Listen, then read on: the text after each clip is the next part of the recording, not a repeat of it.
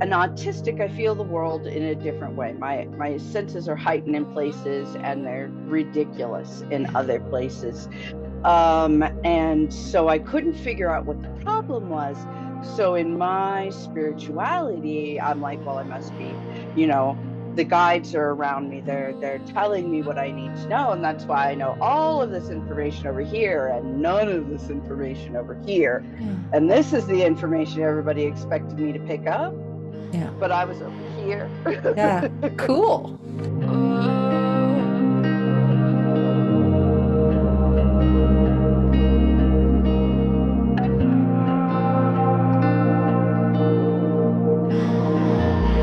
All right, so I Got it. want to welcome Kathie Miller. So thank you so much for coming and being a willing participant in this experiment of mine.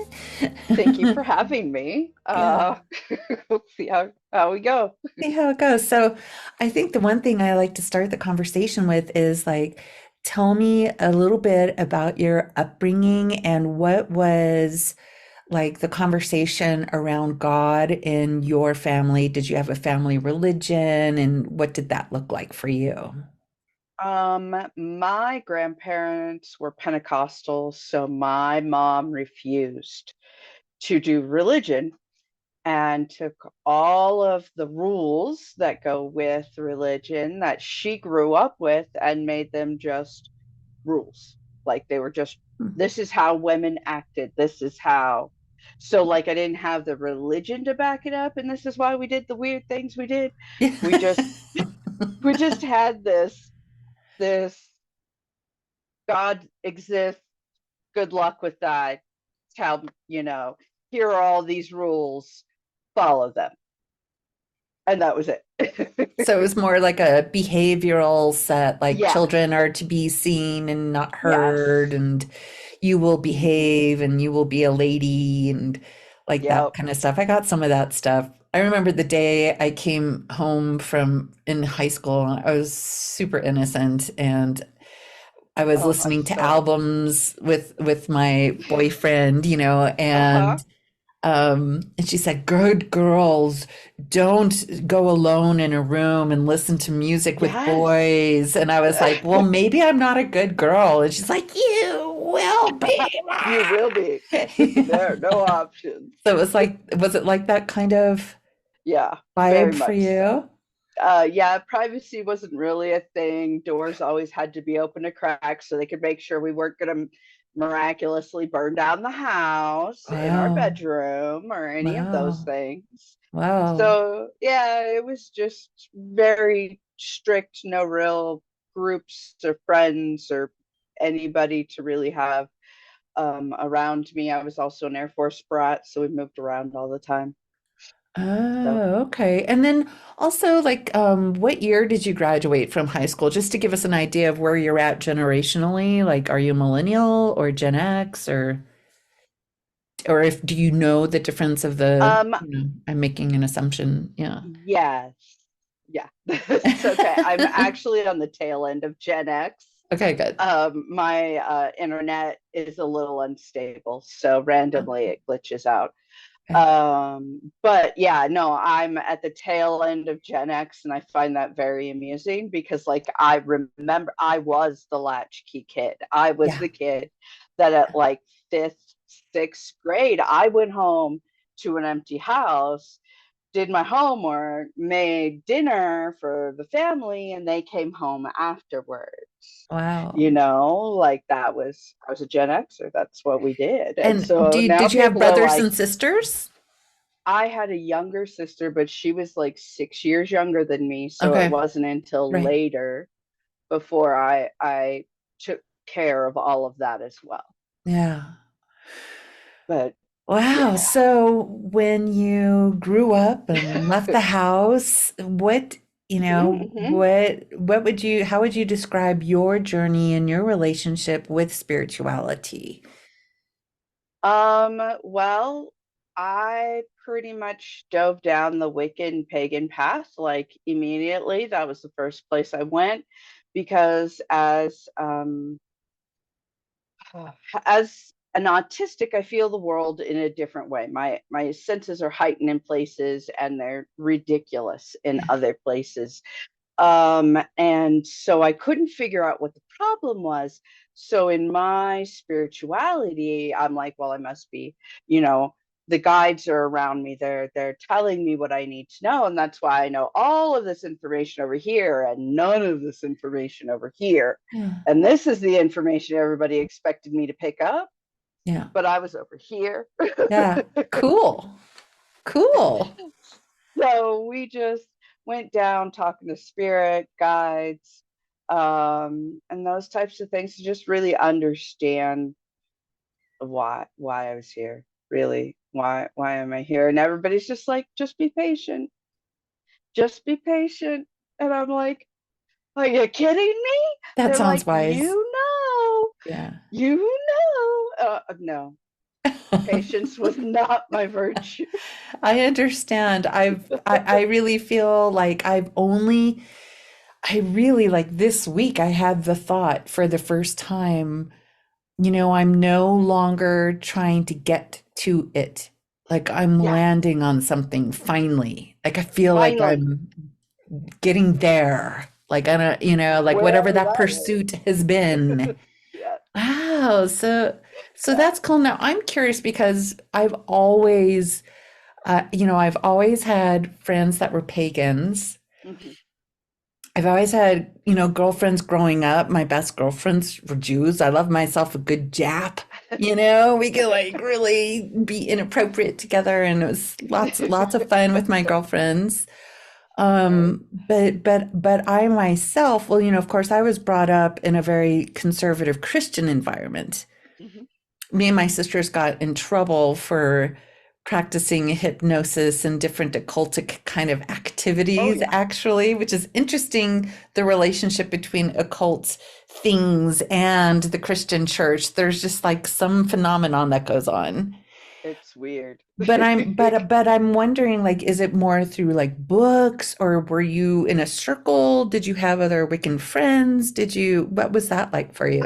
I kind of bounced around through everything, but I found that my intuition really honed in on what I needed, and so I was able to do stuff kind of at a different speed than the people around me, and so that kind of causes some conflict for you to hang out with those people, and because it's one of those things, when a super faithful person prays, and it doesn't matter how they pray or where they pray, like if they pray, you can feel it. Like Mm, there is a feeling of mhm, warmth and those types of things. And that understanding of what I was going for was something I had at a young age. mm, Like I knew what feeling I needed to feel when I mm, was connected, mm, especially being connected to my higher self. mhm. And that helped immensely. Like just having that like light at the end of the tunnel through some of the really hard things in my life has always been pretty much how I made it through some of Yeah. those really bad times. That's to say a lot, actually. That would have been nice for me to have, but I didn't quite have that. It took me a while to develop that. But I'm curious with you, because like a lot of like spiritual development and evolving evolution is around self-awareness. And I've heard you talk from a neurodivergent platform, which I find fascinating because, you know, I also have neurodivergence. I Mm. started playing piano at a very young age, and I know that having music developed my brain in a different way, and I've Mhm. studied neurology, and so that whole realm is very fascinating to me. So I'm wondering if you can speak to your own process of self-awareness and what you had to learn around neurodivergence and what message you might have for other people who might have some of the challenges that you've faced.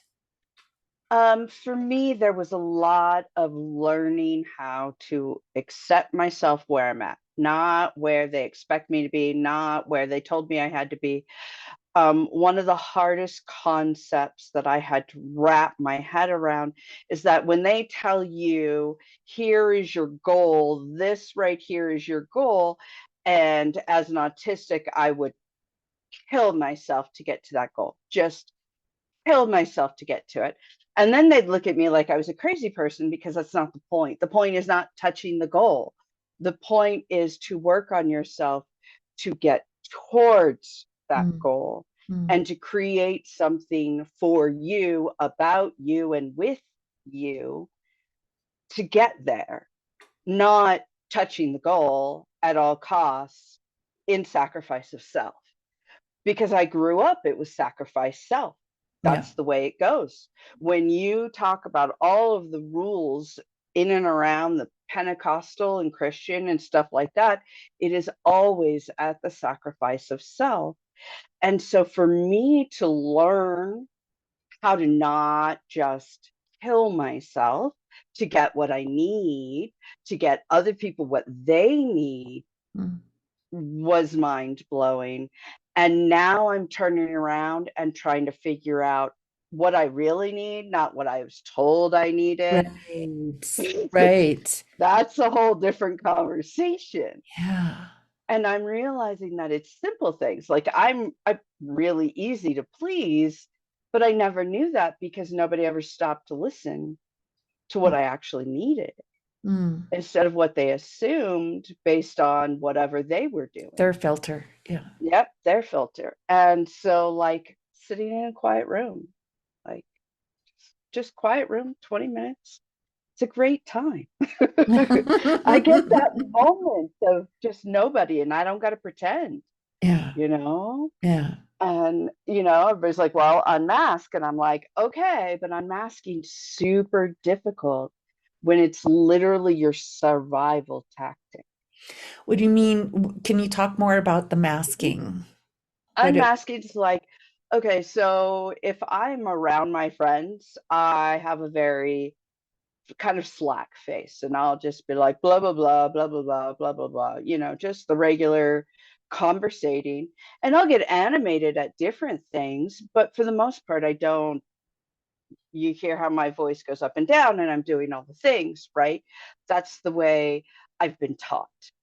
hmm, That's not how my voice naturally comes out. And when my voice naturally comes out, it's monotone. It's more monotone than people like to listen to. So, like, I've actually had people tell me when I'm speaking that I need to smile more, that I need to quit being so serious, that I oh, need I to, like Sirius, by the way. right? Like, I just all of these things because my face isn't as entertaining as maybe Mm, they want it to be or mm. whatever. Um, and I, Whatever makes them feel comfortable. whatever makes them feel comfortable. Yeah, it's Yeah. as an autistic, it somehow became my job to make everybody else feel comfortable because Mm. I'm the oddball. Ouch. Yeah. Yeah. Screw that. Screw that. Right. We're all Right. like, hey, wait a minute, that's not right. It's Yeah. just not No, right. it's not right. Yeah. Exactly. So, like, the spirituality actually saved me from not making it this far, really, is what it did. It gave Mm, me control where I had none. It let me push my life in a direction that that I knew what the outcome was, but I didn't know how to get there. And so we just kept messing up how to get there until we Yeah. finally got it right. And now Yeah. I'm sitting here going, oh, that's what I was going towards. There it Ah, is. good. Yeah. But I didn't notice I was my own light in the darkness. Mm, I had to come back around to that. And you got to look back in your childhood and look for you being light in your darkness because you mm, made it. mm-hmm. And you would, as a child, be crying with happiness to Mm, see you right now. mm. That's worth just letting in. Yeah. Mhm. And when I let that in, man, I was like, oh, there I am. I've Mm, been there the whole time. I've been with me the whole time. I mm. am my own light, and it's okay. Wow. Yeah. Thank you. I think that's a beautiful message, and I think we can call it a wrap at that. There's no need to, I just feel like you really led us into a really deep, sweet space. So I'll end I with hope that, so. and I'll invite you Thank you. back again. Let's continue the storytelling. I'm learning to tell Yeah. my own story, and I want to Yay. hear I more would of love to yours. hear yours. Yeah, we'll do That'd be that. great.